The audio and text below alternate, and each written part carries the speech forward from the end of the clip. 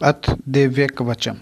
ओम चंडिका देवी को नमस्कार है। मार्कंडेय जी ने कहा, पितामह, जो इस संसार में परम गोपनीय तथा मनुष्यों की सब प्रकार से रक्षा करने वाला है और जो अब तक आपने किसी दूसरे के सामने प्रकट नहीं किया हो, ऐसा कोई साधन मुझे बताइए।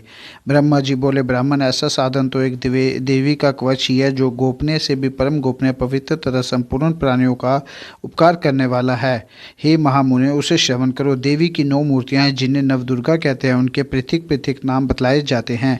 प्रथम नाम शैलपुत्री है, दूसरी मूर्ति का नाम ब्रह्मचारिणी है, तीसरा स्वरूप चंद्रघंटा के नाम से प्रसिद्ध है, चौथी मूर्ति को कुष्मांडा कहते हैं, पांचवी दुर्गा का नाम स्कंद माता है, देवी के छठे रूप को कात्यायनी कहते हैं, सातवां कालरात्रि और आठवां स्वरूप महागौरी के नाम से प्रसिद्ध है, नवीं दुर्गा का नाम सिद्धिदात्री है। ये सब नाम सर्वज्ञ महात्मा वेद भगवान के द्वारा ही प्रतिपादित हुए हैं। जो मनुष्य अग्नि में जल रहा हो, रणभूमि में शत्रुओं से घिर गया हो, विषम संकट में फंस गया हो तथा इस प्रकार भय से आतुर होकर जो भगवती दुर्गा की शरण में प्राप्त हुए हों, उनका कभी कोई अमंगल नहीं होता। युद्ध के समय में संकट में पड़ने पर भी उनके ऊपर कोई विपत्ति नहीं दिखाई देती। उन्हें शोक, दुख और भय की प्राप्ति नहीं होती। जिन्होंने भक्तिपूर्वक देवी का स्मरण किया है, उनका निश्चय ही अभ्युदय होता है। देवेश्वरी, जो तुम्हारा चिंतन करते हैं, उनकी तुम निसंदेह रक्षा करती हो। चामुंडा देवी प्रेत पर आरूढ़ होती है, वाराही भैंसे पर सवारी करती है, ऐन्द्री का वाहन ऐरावत हाथी है, वैष्णवी देवी गरुड़ पर ही आसन जमाती है, महेश्वरी वृषभ पर आरूढ़ होती है, कुमारी का वाहन मयूर है। भगवान विष्णु की प्रियतमा लक्ष्मी देवी कमल के आसन पर विराजमान है और हाथों में कमल धारण किए हुए है। वृषभ पर आरूढ़ ईश्वरी देवी ने श्वेत रूप धारण कर रखा है। ब्रह्मी देवी हंस पर बैठी हुई है और सब प्रकार के आभूषणों से विभूषित है। इस प्रकार ये सभी माताएं सब प्रकार की योग शक्तियों से संपन्न है। इनके सिवा और भी बहुत सी देवियां हैं जो अनेक प्रकार के आभूषणों की शोभा से युक्त तथा नाना प्रकार के रत्नों से सुशोभित हैं। ये संपूर्ण देवियां क्रोध में भरी हुई है और भक्तों की रक्षा के लिए रथ पर बैठी दिखाई देती है। ये शंख, चक्र, गदा, शक्ति, हल और मूसल, खेटक और तोमर, परशु तथा पाश, कुंत और त्रिशूल एवं उत्तम शाग, धनुष आदि शस्त्र अपने हाथों में धारण करती है। दैत्यों के शीर का नाश करना, भक्तों को अभयदान देना और देवताओं का कल्याण करना, यही उनके शस्त्र धारण का उद्देश्य है। कवच आरंभ करने से पहले इस प्रकार प्रार्थना करनी चाहिए। महान रौद्र रूप, अत्यंत घोर पराक्रम, महान बल और महान उत्साह वाली देवी, तुम महान भय का नाश करने वाली हो। तुम्हें नमस्कार है। तुम्हारी ओर देखना भी कठिन है। शत्रुओं का भय बढ़ाने वाली जगदम्बिका, मेरी रक्षा करो।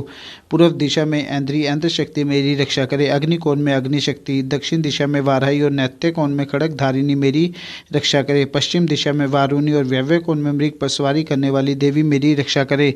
उत्तर दिशा में कौमारी और ईशान कोण में शूल धारिणी देवी, रक्षा करे। ब्राह्मणी, तुम ऊपर की ओर से मेरी रक्षा करो और वैष्णवी देवी नीचे की ओर से मेरी रक्षा करे। इस प्रकार शव को अपना वाहन बनाने वाली चामुंडा देवी 10 दिशाओं में मेरी रक्षा करे। जया आगे से और विजया पीछे की ओर से मेरी रक्षा करे। वाम भाग में अजिता और दक्षिण भाग में अपराजिता रक्षा करे। उदोतिनी शिखा की रक्षा करे। उमा मेरे मस्तक पर विराजमान होकर रक्षा करे। ललाट में मालाधरी रक्षा करे और यशस्विनी देवी मेरे बोहों का संरक्षण करे। बोहों के मध्य भाग में त्रिनेत्र नथुनों की यम घंटा देवी रक्षा करे। दोनों नेत्रों के मध्य भाग में शंखिनी और कानों में द्वारवासिनी रक्षा करे।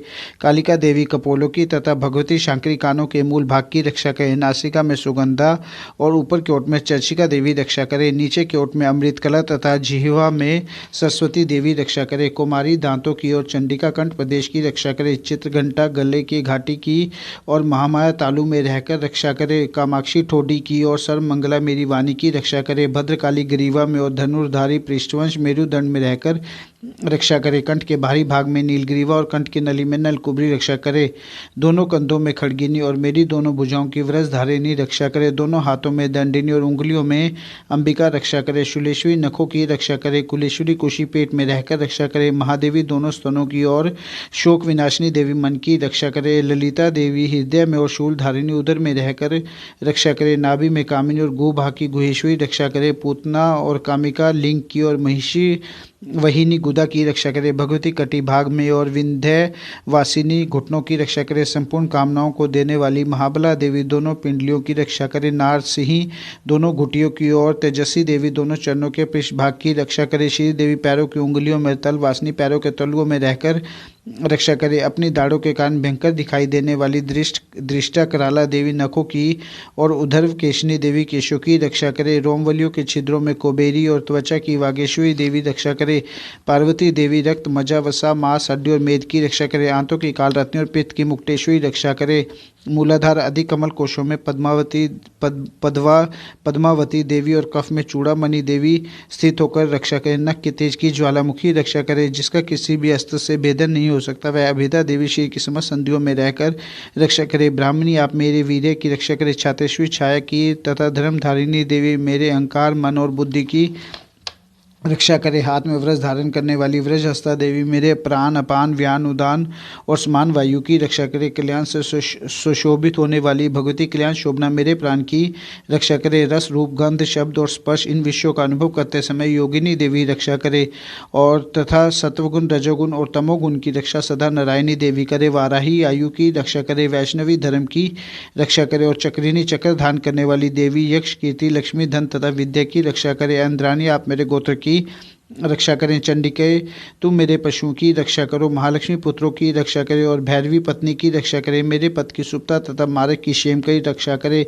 राजा के दरबार में महालक्ष्मी रक्षा करे और सब और व्याप्त रहने वाली विजया देवी संपूर्ण भयों से मेरी रक्षा करे। देवी जो स्थान कवच में नहीं कहा गया थे रक्षा से रहित है, वह सब तुम्हारे द्वारा सुरक्षित हो, क्योंकि तुम विजयशालिनी और पाप नाशनी हो। यदि अपने सिर का भला चाहे तो मनुष्य बिना कवच के कहीं एक पग भी ना जाए।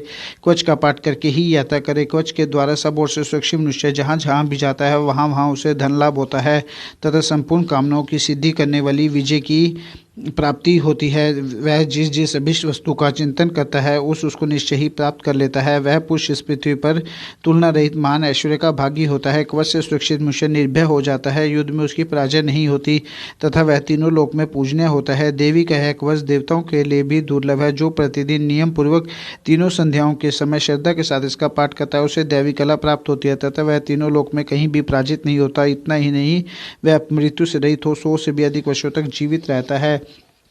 मकड़ी, चेचक और कोड़ आदि उसकी संपूर्ण व्याधियां नष्ट हो जाती है। कनेर, भांग, अफीम, धतूरे आदि का स्थावर विष, सांप और बिच्छू आदि के काटने से चढ़ा हुआ जंगम विष तथा अही, फेन और तेल के संयोग आदि से बनने वाला कृत्रिम विष, ये सब प्रकार के विष दूर हो जाते हैं, उनका कोई असर नहीं होता। इस पृथ्वी पर मारन, मौन आदि जितने अभिचारिक प्रयोग होते हैं तथा इस प्रकार के जितने मंत्र यंत्र होते हैं वे सब इस कवच को हृदय में धारण कर लेने पर उस मनुष्य को देखते ही नष्ट हो जाते हैं। ये ही नहीं, पृथ्वी पर विचरने वाले ग्राम देवता, आकाशयी देव, विशेष जल के संबंध से प्रकट होने वाले गण, उपदेश मात्र से सिद्ध होने वाले निम्न कोटि के देवता, अपने जन्म के साथ प्रकट होने वाले देवता, कुल देवता, माला, कंठमाला आदि, डाकिनी, शाकिनी, अंतरिक्ष में विचरने वाली अत्यंत बलवती भयानक डाकिनियाँ, ग्रह, भूत, पिशाच, यक्ष, गंधर्व, राक्षस, ब्रह्म राक्षस, बेताल, कुष्मांड और भैरव आदि निष्काय देवता भी हृदय में कवच धारण किए रहने पर उस मनुष्य को देखते ही भाग जाते हैं। कवचधारी पुरुष को राजा से समान वृद्धि प्राप्त होती है। यह कवच मनुष्य के तेज की वृद्धि करने वाला और उत्तम है। कवच का पाठ करने वाला पुरुष अपनी कीर्ति से विभूषित